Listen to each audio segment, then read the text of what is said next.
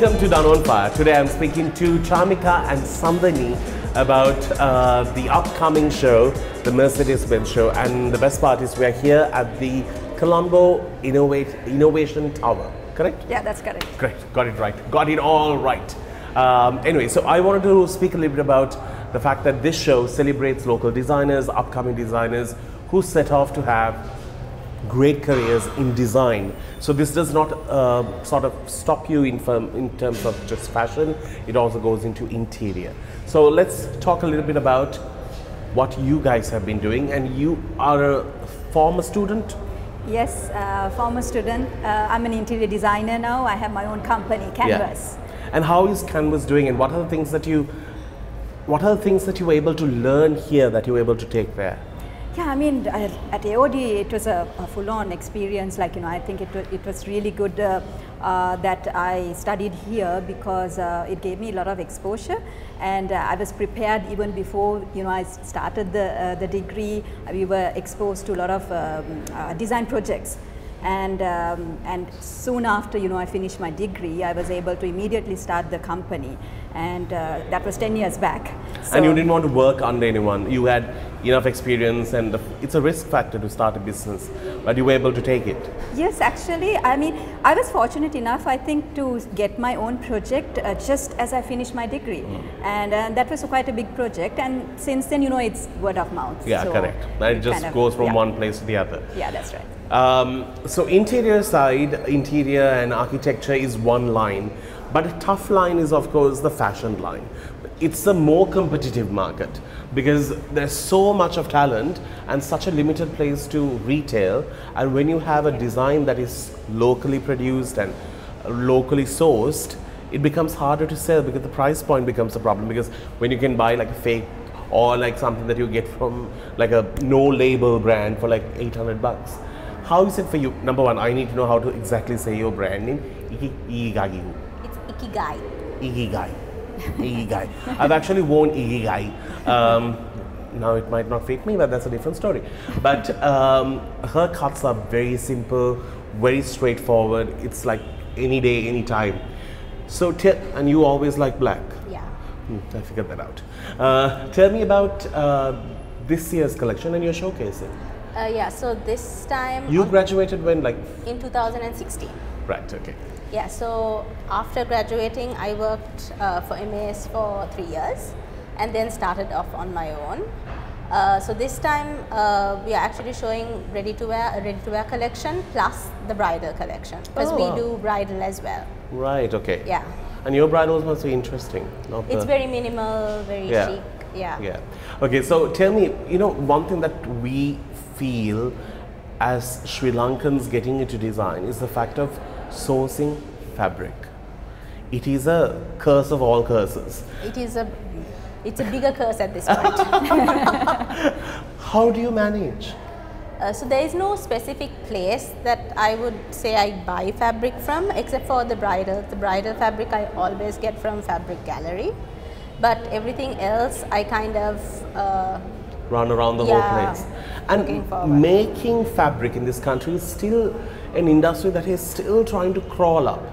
Yeah, so if you are actually doing something like handloom, there are artisans that you can work with, like batik. But the thing is, my collection is not particularly craft based, so I just have to it's more cut and it's finish. About the pattern and the construction. Yeah, very timeless kind of silhouettes. Take me back 10 years ago when you were graduating from here. What was your exhibition about, which you were able to put together for your graduation? Yeah, and that was quite an interesting project, because we were told, you know, we have to go all out. You know, they wouldn't accept any mediocre design. Right. So, you know, we had to come up with something like really unique. So I picked this location in Kurunegala, that was in the forest, and I went there and I fell in love with this, there was like a little lake in the middle of the forest, and there were these beautiful kumbuk trees. And I thought that was like the perfect location, and I picked that to do a biodiversity center. And so it was like in the lake, like, you know, using like the kumbuk, you know, the bark and, you know, everything, and it was beautiful. Like, it was also, actually it was on treetops. So it was connected through the treetops, and I was amazing, and it actually came out really beautifully. That's so amazing. I'm really proud of that. Yeah. That's brilliant. All right, we're getting to a break. When we do come back, we're going to be speaking more about it. The shows take off from the 1st all the way till the 4th. First is going to be the exhibition, the opening of the exhibition. You can actually come and be a part of the exhibition during the day, correct?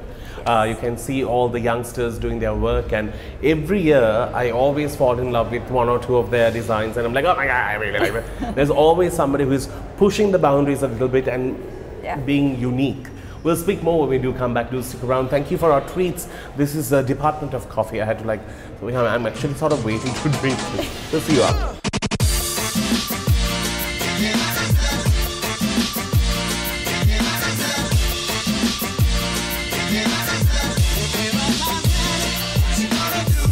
Welcome back to the show. It's Danu on Fire, and we're at the Colombo Innovation Tower. And you get the tower part right. Yeah, you got it so right. I wanted to speak about the whole idea of mixing local with an international flavor, or combining these two and still keeping it Sri Lankan but yet having a global reach to it. How do you all manage to do it in your industry and in your industry? I'll start with you. Yeah, so actually, I mean, we always research and, we want to see what's out there, right, in the global the market, so we always do our research and see what's new, and then we try to implement a lot of the new things here.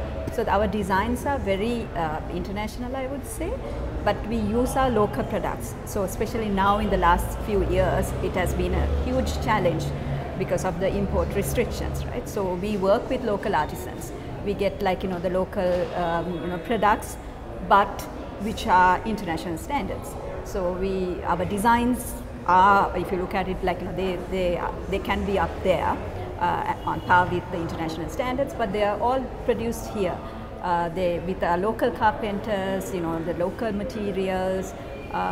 Maybe there are a few challenges here and there, but we have been able to do it pretty well using our local artisans. Yeah. How has it been for you, especially considering the fact that there is this terrible shortage? How have you sort of worked around it? So we are actually working on implementing like a craft element into our collections, because we are planning on taking Ikigai out of Sri Lanka as well. So when you're taking it out of Sri Lanka, like at the moment, because it is a minimal brand, in Sri Lanka there aren't too many minimal brands, but then when you take it out of Sri Lanka, there are a lot of, the competition is like really high. But do you think people understand the concept of minimal? I think it's getting better. What do you feel when somebody is extremely loud? Personally, I mean, I feel like obviously there are designers who do loud really well, but personally, on a personal level, I don't like loud. I feel like the person's personality needs to come through the clothes, and when the clothes are louder than the person, My wardrobe might be a bit shocking. I like loud designs, actually. I'm very less is more. Okay. So about the whole international exposure that you're hoping to take your brand out there, when it comes to Sri Lanka, have you tried explaining, when you see a shirt, don't just see it as a shirt, but there are finer details to it, thread work that has gone in, cuts, looks, collar. How do you sort of push that to the market? So on social media, we make it a point to take like details of the clothing and all of that. And now actually we are working on like a YouTube channel and our TikTok page to like take styling and the importance of styling like into the public. What you all learned here, one thing is being in a classroom or being with lecturers, but it's another thing when you see the reality. How was it when you saw the reality? So, I mean, reality, of course, it's so different. But I think it was really good that we learned how to do like from concepts stage, like the designs. So in real life, you don't have the time to do that because clients want designs done like yesterday, right? So you don't have the time to actually spend a lot of time developing concepts. We still do that, but so those are the best designs, but in real life you don't get the time, so you kind of fast forward the process. So it's quite difficult, it's very challenging, but because we had that experience, it comes naturally. You know, even we are fast forwarding the design process, you know, you still follow some of the lines that you all work on. Yes, exactly. When it comes to dealing with tough clients who want a good product but at a price that is challenging, especially, how do you sort of work around that? Yeah, I mean, it's tough, but sometimes, you know, you can work around those budgets, and it's nice when the clients tell you, like, okay, this is the budget, just deal with it. This is the budget, and if they don't get involved, we really can do it, because, you know, that was a nice way of saying, just let us do our thing. Yes, exactly. The nosy ones are the tough ones. Yes, but sometimes, you know, the clients say, okay, this is a budget, you do this design, and, you know, that's really easy. Then, you know, we can cut down, like, you know, there are certain things that we find alternatives, like when it comes to materials and all that, you know, there are cheaper materials, but still they look good. They look, okay, I'm going to ask you the same question. Okay, so how was reality for you? Like I said, since my style is very toned down, I feel like reality wasn't so bad for me. Right, okay. Yeah, so when it comes to the bridal set, the ready-to-wear thing is I do what I do, and then people buy it when they like it. The bridal, obviously I have to get the input of the bride, but fortunately my market is very niche. And the ones who come to you know exactly. Yes, so the ones who come to me want a minimal bridal. Right. So it's actually really easy. All my existing brides have been like amazing to work with. Wow. I have no complaints. Never a bridezilla? I've had like a few, but compared to like percentage wise, I think I'm good. Okay. That's great. Let's get into a break. We'll come back on the other side with more details. Just to let you know, we call it the AOD show, but the Mercedes-Benz show is happening from the 1st to the 4th. Come support the exhibition. You will see all the designers even showing their inspiration of what they are taking to the ramp, the ones who are graduating this year. So it's a chance for you to support young talent as well. We'll see you after this.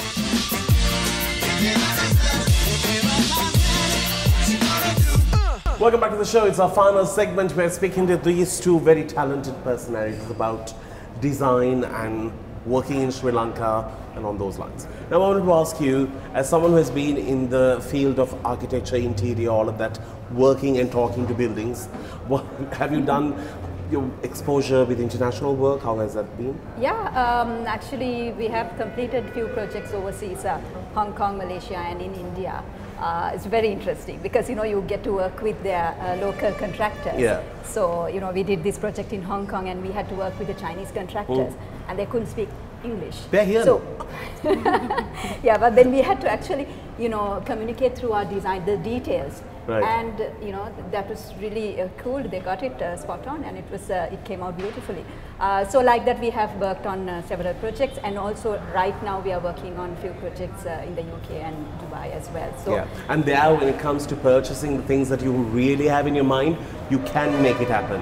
Whereas here, when you go with an idea, sometimes you're left with nothing to choose from. Yeah, like I recently I went to buy tires and I was like, questionable. Yeah, no tires available now at the moment. Yes. Yeah, the only thing that was missing was a print of my face on the tire. It was that bad. You know, you can print tires. Yeah, I know. Yeah. Somebody actually gave that to me as a gift. I didn't know what they were trying to get at. Like we should step on you. No, on the wall. Yeah, maybe that's what they meant. Hopefully. Ikigai.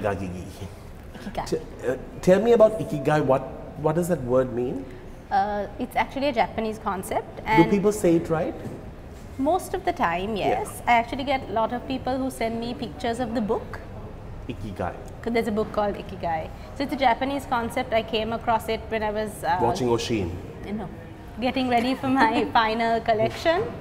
I was kind of obsessed with Japanese architecture and Yohji Yamamoto.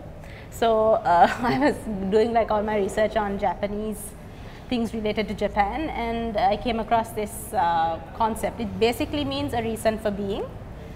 I mean, it's a whole, there's a diagram with like all that, but yeah, it means a reason for being. So what's going to be 2023 like for your brand?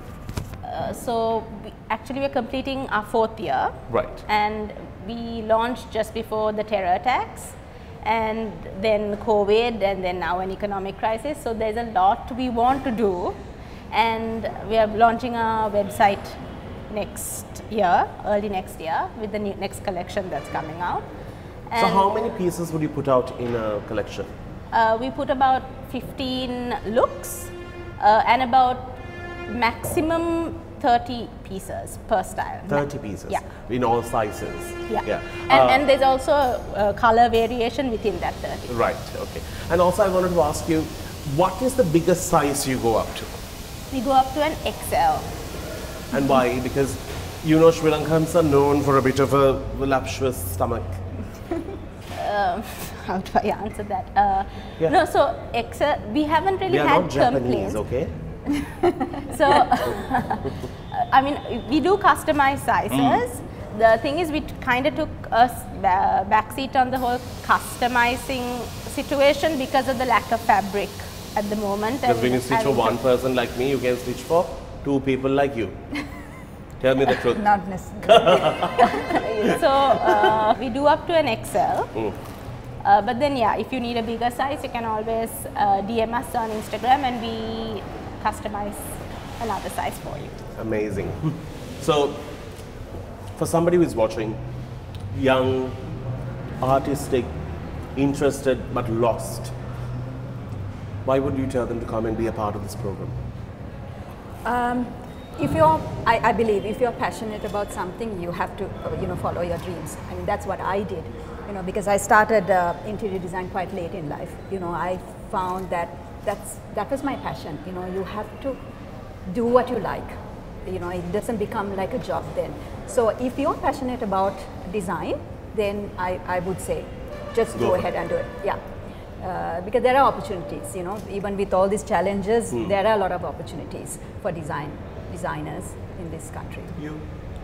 So in my line, what I see is like there are lots of designers coming out, and there've been a lot of designers before us, but I feel like when it comes to creativity, what you produce is different to what everyone else does. So like not to get freaked out by the fact that there are lots of designers out there.